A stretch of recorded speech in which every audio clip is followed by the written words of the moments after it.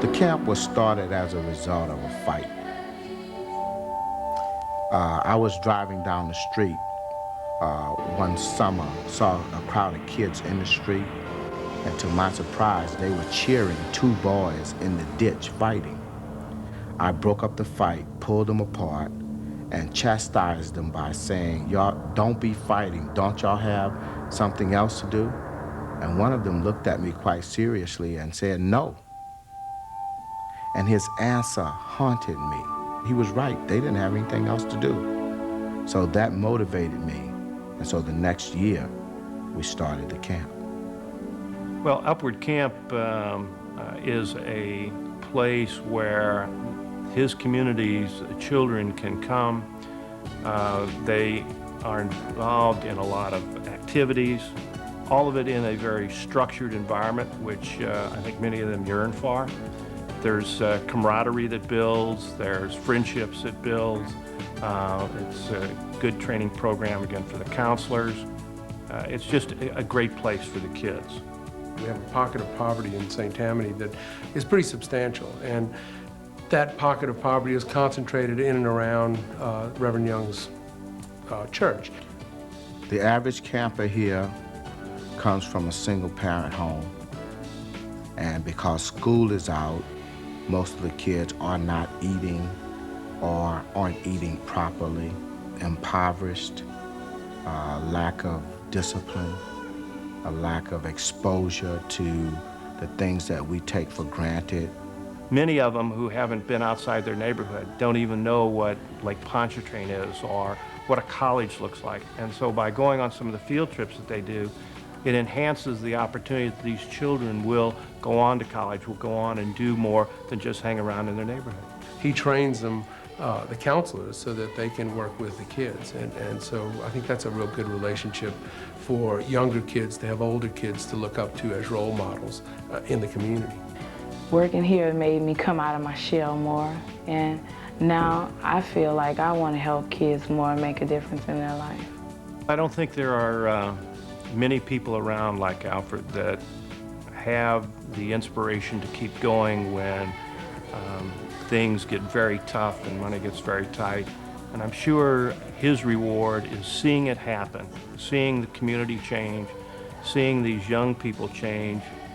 I have the honor and privilege of continuing to do this every year because I see solutions. In this cynical world and in the violent, hopeless community that we live in, I see solutions. And that inspires me. It gives me tremendous hope and faith in this next generation.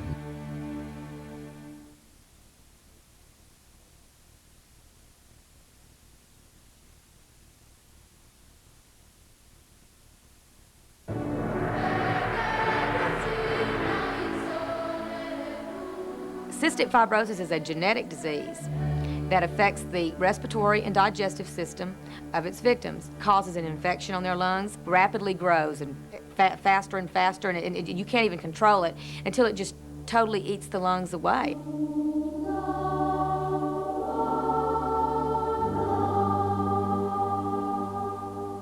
We decided when we found out that Randy had CF that we was going to do everything that we could to fight the disease, and the one way that we could do that would be to raise money for CF research. Tammy affects lives throughout the United States with her work with cystic fibrosis. In February of each year, she coordinates the Cystic Fibrosis Skate-Along here in Leesville, and school children are asked to get donations, and they skate all day. So, and their pledges, their donations, then go towards cystic fibrosis. So in that way, she's not just benefiting the people here, but throughout the United States. She goes forward with whatever, any project in the community, any fundraiser, any school project, the 4-H club, the JC, she's totally involved in the community. She encourages other people to get out and work with her. You know, she makes you just feel good about being part of whatever she's in. She never tells us no. Her time just seems limitless. You know, she doesn't have 24 hours a day. I don't know how many hours she has, but she has more than we have. But she's constantly doing things for other people. Miss Tammy gives 100% in everything that she does. her heart is so big, and she has so many different things that she'd like to see children excel at. I believe every time she sees a child in her heart, she thinks, what can I do for this child? What can I say to this child that'll make them just be the best they can be? My mother has always inspired me because she's always been the type to always give. She's always been a giver. And I always look up to her because everywhere we go, she's like the kind of person that I always want to be. So she's inspired me greatly in life.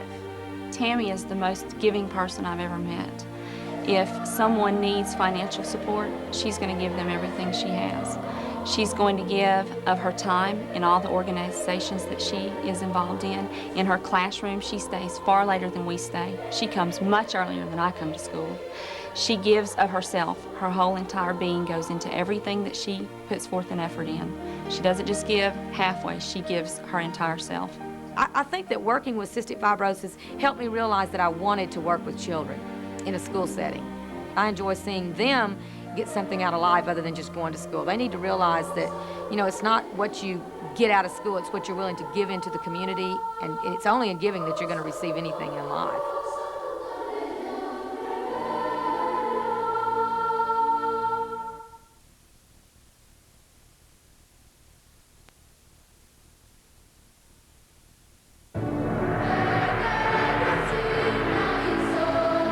There's a tribe in Africa, and they don't say hello, they say, how are the children? I think Dolores would do that. She would say, how are the children? Are you caring for the children? I think that it's a privilege to help Dolores, it really is. And it's a privilege to feel that you are helping so many children. These are children who really need help. They come from a rather deprived, culturally deprived background. And this is what Dolores tries to provide for these children. This is what she calls her enrichment program. Her enrichment program started in her home. She took children and introduced them to the arts, literature, art, music, and so on, taking them to concerts and getting authors to come into her home to speak with these children. Sometimes kids come to school, they have nothing on which to draw, and they get misplaced. So I try to find enough things, provide experiences that their little minds will be enriched and perhaps their lives will be enriched by it. As these children are growing, many of them become honor roll members. There are those that have gone on to college. Some have become teachers, some have become librarians, as Dolores was. So it has made a big difference in their lives. It's just a drive that I have to see people accomplish. It provides something in you when you say, hey, I created this, I made this. And I know the children feel the same way because in the room over there, I have pictures that the kids say, hey, I'm going to draw something. If I draw it, will you put it out? And they want people to see what they've done. And everybody needs to have that good feeling of accomplishment inside. I believe Dolores would want everybody to think that they are worth something and that they can do anything that they really want to do. You can kind of tell and hear when a child is hurting. And so it's all worthwhile, and I can see that I've taken the hurt away. One of the poems that I was not fortunate enough to learn as a kid, I learned as an adult, and it's by Anna Bontemps, a Louisiana author, and it says, found me a nickel, went to the store, bought me some candy, ain't got it no more, ain't got it no more. Went to the beach, played in the sand, built me a castle, ain't got it no more, ain't got it no more. Went into the kitchen, laid on the floor, made me a poem, still got it, it's here.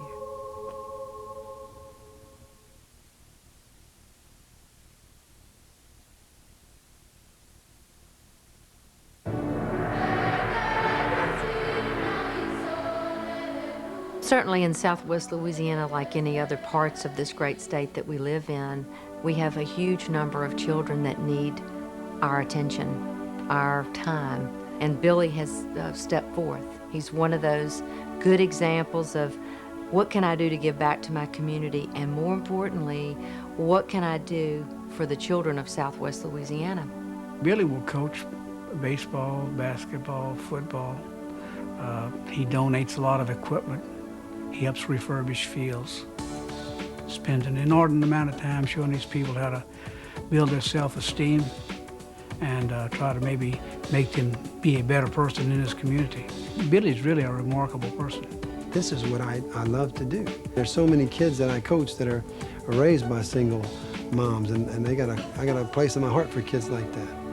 And they need someone. They're hurting. There's a lot of kids out there that are hurting. I feel like if I can teach a young person to believe in himself and self-discipline, and to know that no matter what the odds are, if you're willing to outwork what's out there, you can be successful. He seems to always be focused on building that bridge, opening that door for an opportunity for a young person to excel. He's very much focused on building for the future. He did so in his own career, he's done so in his family, and I think he's doing that for Southwest Louisiana, because we all must be committed to providing those opportunities for young people, because they are going to be the leaders of tomorrow. And when a child succeeds and he gets that recognition, whether it's academics or it's sports, it builds his self-esteem. And you know, self-esteem is the greatest gift that you can give anyone. If they feel good about themselves, it doesn't matter what they do. If they're happy with who they are and they feel good about who they are, that's the most precious gift a young person can have. I think his dream for them is that they could feel good about themselves. They could feel that they're using their God-given talents to the fullest. I think that's what he tries to do for all of the young people that he becomes involved with, and encourages them to use their gifts, whatever it might be, in athletics and academics, in the arts, whatever they might be. Just be the best. Use your gifts the best that you can. Billy lives by example. And I think his example is a message for children, and I also think it's a strong message for the people of Louisiana. And that is that we live in the greatest state in this country. And we have a lot of natural resources, and the most important of which is our young people. We have to give back to our community. And Billy does that every day. He's giving back to the community that made a difference for him.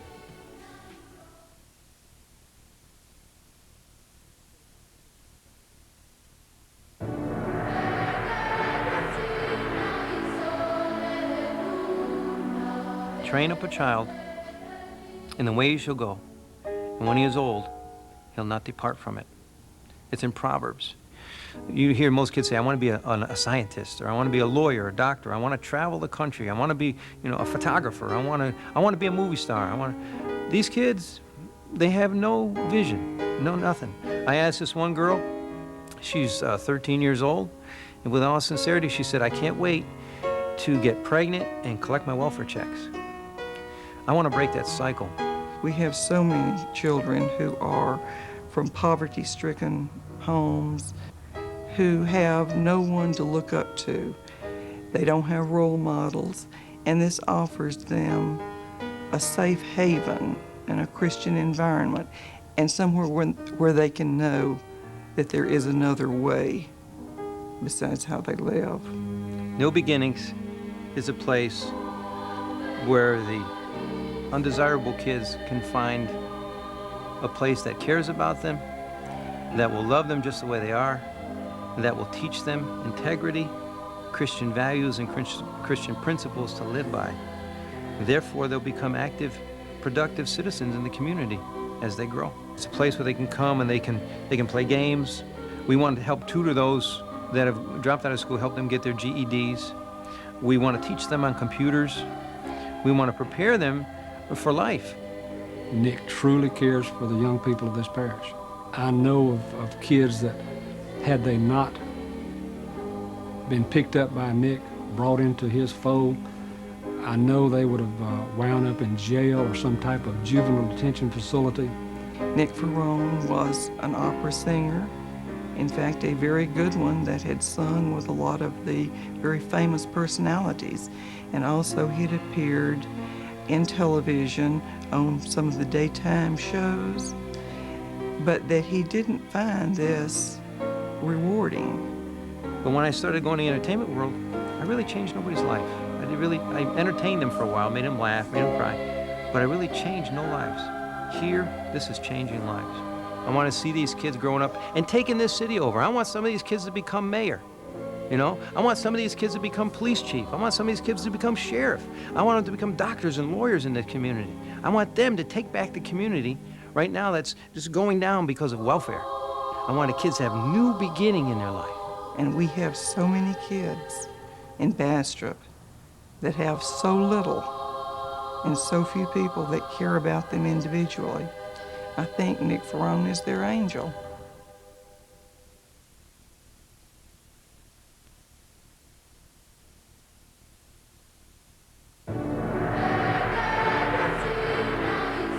She certainly made a positive impact on the village of Norwood and the community as a whole, because it's spreading and everybody's talking about that particular program over the parish. That program provides an opportunity for 40 students to attend the center and participate in classes that are designed to enrich the lives of the children, such classes as math, English, self-esteem, conflict resolution types, health and such. If these programs did not exist, those children would still be on the street of Norwood with nothing to do after the school hours, being put in a position to live a life of crime or teenage pregnancy or drug and substance abuse.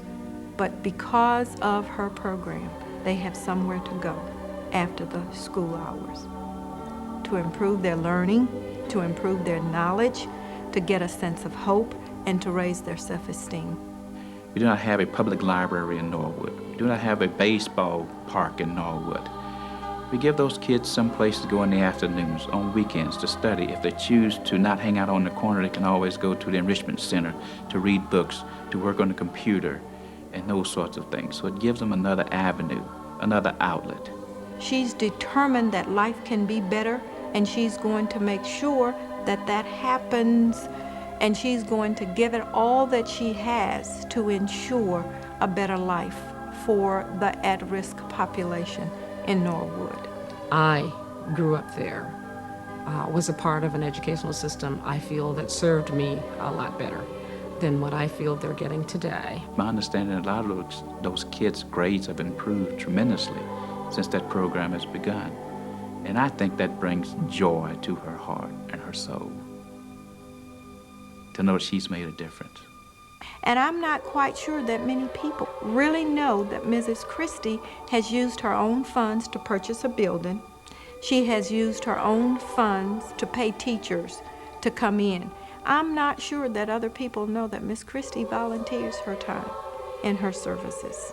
I want them to be more exposed than they are to things that I know that are going to make them better citizens, better human beings, better equipped to handle themselves wherever they go from Norwood. That's why I do it. I just want them to be better prepared and hopefully have a happier life as a result.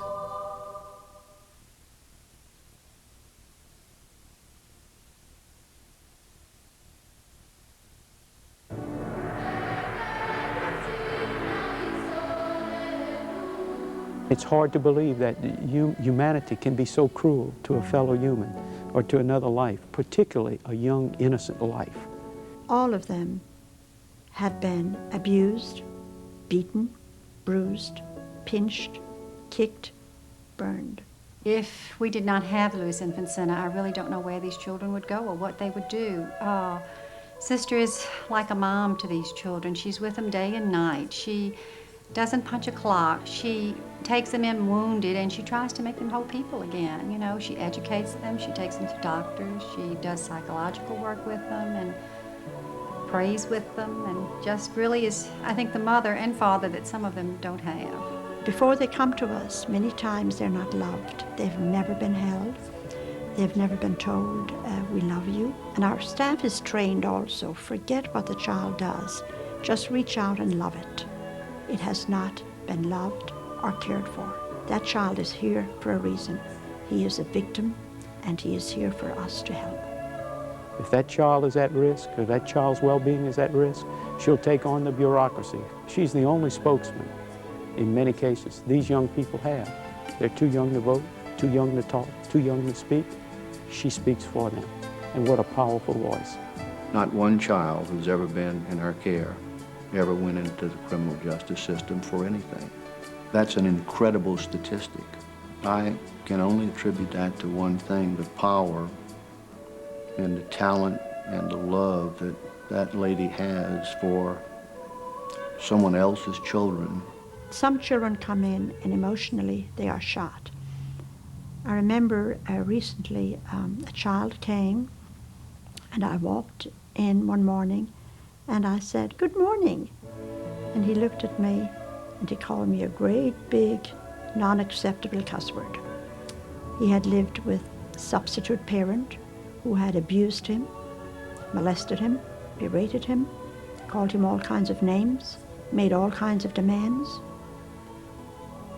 And he became a zombie, so to speak. Whereas these are the only words he knew. This was the only way he knew how to act.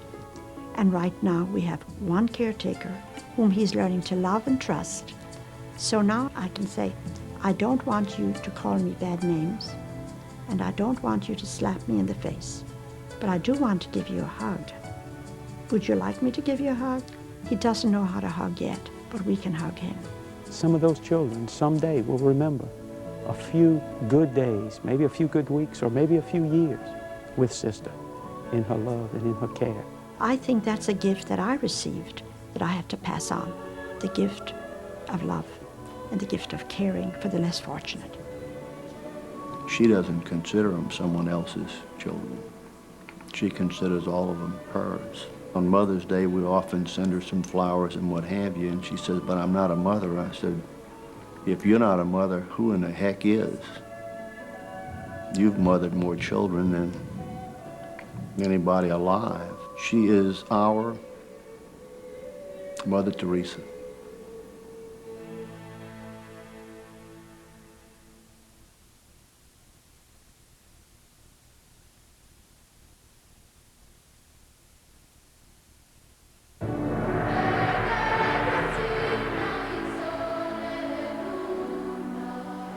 I believe that the hands teach us.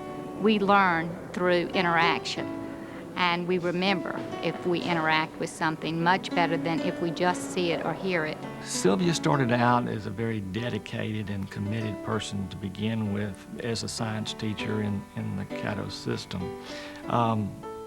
Sylvia went on to realize that she wanted to do something for the children of Louisiana, and Scyport was her dream and her vision. Scyport Discovery Center is a 67,000 square foot, hands-on, interactive science center. We are here to turn on children to science at an early age so that they not only explore the world around them, but they also possibly will choose science as a career. If you understood what the economics were like in this community when she first started this endeavor, you would really appreciate the difficulty of the task. And she got people to get on board when people weren't getting on board on anything. When you think about the magnitude of the money that she's brought to this project, it's unbelievable. And how she had to go about getting it. You know, and many a night that she left, you know, her family to make these trips to Baton Rouge just to lobby to try to get the monies that she needed. That commitment is unbelievable.